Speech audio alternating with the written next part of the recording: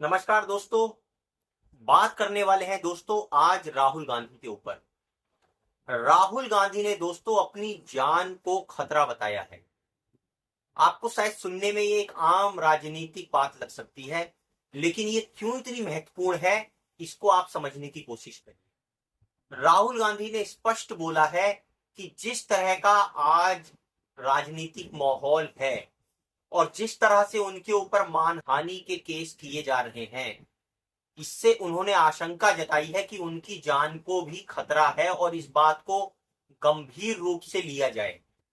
दोस्तों पूरी खबर का विश्लेषण करेंगे और कुछ वो पहलू भी देखने की कोशिश करेंगे जो पीछे से राजनीतिक घटनाक्रम के तहत घट रहे हैं और शायद कई बार हमारी उन बातों पर नजर नहीं जाती है, लेकिन ये छोटे छोटे घटनाक्रम ही एक बड़ी घटना को जन्म दे देते हैं।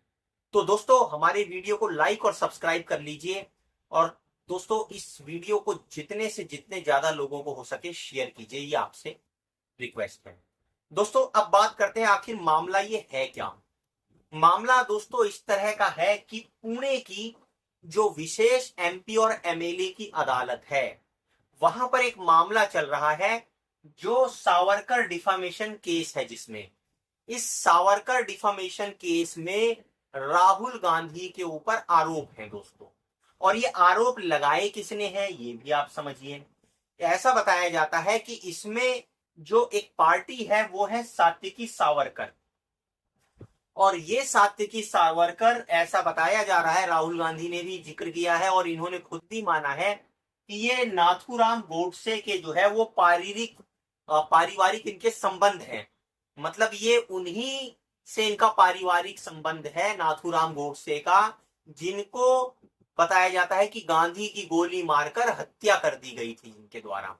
तो अब राहुल गांधी के नाम के पीछे भी गांधी जुड़ा हुआ है और ये नाथूराम गोडसे के पारिवारिक संबंध वाले भी राहुल गांधी के ऊपर डिफामेशन का केस किए हुए हैं।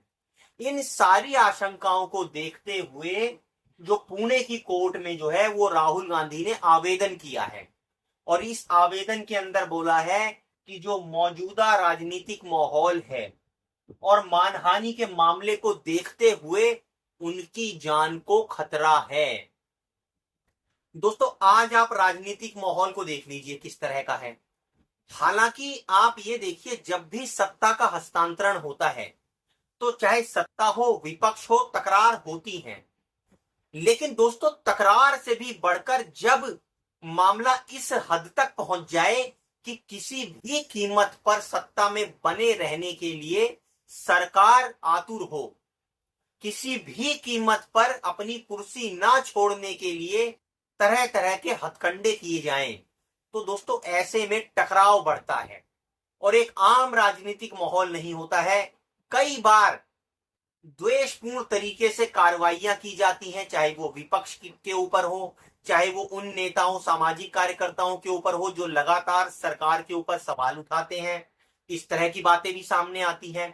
वहीं ये भी दिखाई देता है दोस्तों, कई बार तल्खी इतनी बढ़ जाती है कि एक दूसरे को राजनीतिक घटनाक्रम में चाहे नीचे दिखाने की कवायद हो, चाहे कोई नया वीडियो टेप, कोई पर्सनल आघात, इस तरह की चीजें भी दिखाई देती हैं।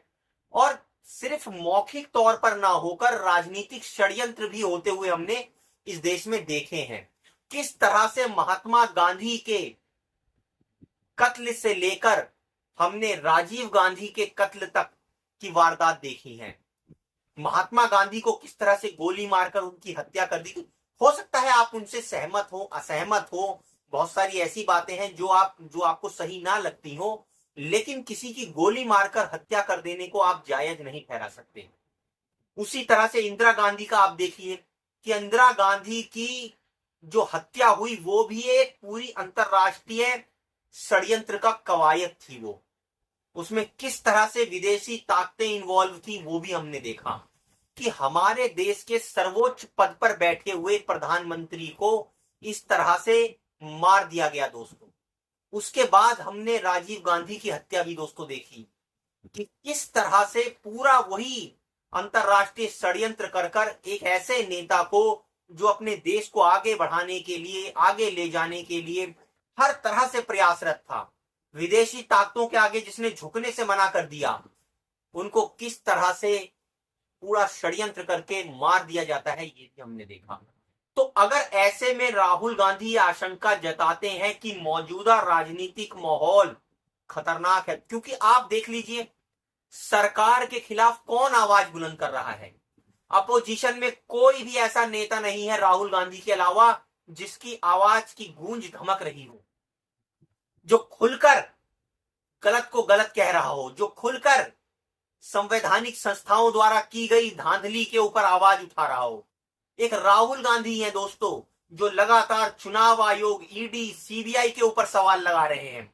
और जिस तरह से आज न्यायिक हमारी जो प्रक्रिया है, जो हमारा न्यायालय है, जो न्यायालय की पूरी आप देख लीजिए प्रणाली है, उसमें भी हमें दिखाई पड़ता है कि कभी भी सरकार से टकराव हो ऐसे डिसीजंस हमें देखने को नहीं मिलते हैं।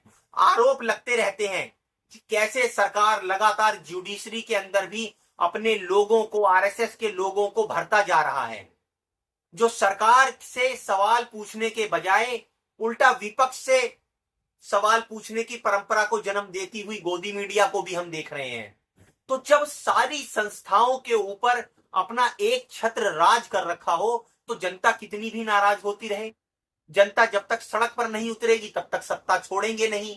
जब ये विचार में हो कि जब तक हमारे खिलाफ आंदोलन नहीं होगा हम सत्ता नहीं छोड़ेंगे, साम दाम दंड भेद अपनाकर सत्ता में बने रहेंगे, तो ऐसे में दोस्तों ऐसा नेता विपक्ष का जो लगातार सरकार के गलत कामों को एक्सपोज कर रहा है, संस्थाओं की गलत चीजों को एक्सपोज कर रहा है, वोट चोरी के ऊपर आवाज लगा रहा है, चुनाव चोरी के ऊपर आवाज उठा रहा है, लगातार गलत तरह से विपक्ष के लोगों को निशाना बनाने के ऊपर आवाज उठा रहा है, ऐसे में उसकी जान को खतरा होना कोई बड़ी बात नहीं है दोस्तों।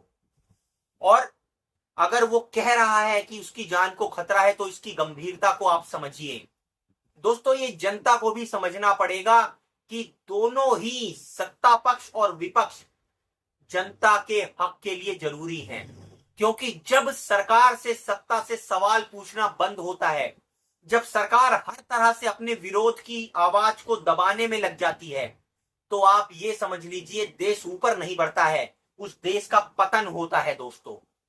जिस देश में ताकत से सत्ता पर काबिज रहा जाता है, अंततोगत्वा उस देश के अंदर पतन की तरफ ही उस देश को ले जाया जाता है।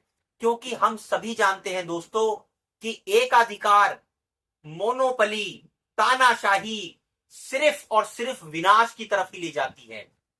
जब हम विपक्ष की आवाज, जो हमें गलत को गलत दिखाने की ताकत रखती है, उसकी आवाज नहीं सुनते हैं, तो सवाल खड़ा होता है, क्या हम उस परंपरा को भी भूल गए जिसमें कहा जाता था कि निंदक नीरे राखिए, आंगन कुटी छवाए, और बिन साबुन पानी बिना निर्मल करें सुभाए। आज तो हम निंदा करने वालों को कुचल रहे हैं, मार रहे हैं, कोई भी अपोजिट आवाज ना उठा सके। तो ऐसे में सवाल उठता है कि हम अपने समाज को, अपने देश को किस तरफ ले जा रहे हैं। दोस्तों इस मुद्दे के ऊपर राहुल की जो जान को खतरा है, आप अपनी राय जरूर रखिए। ज्यादा से ज्यादा इस वीडियो को शेयर कीजिए, लाइक कीजिए, सब्सक्राइब कीजिए, आपसे रिक्वेस्ट है। धन्यवाद।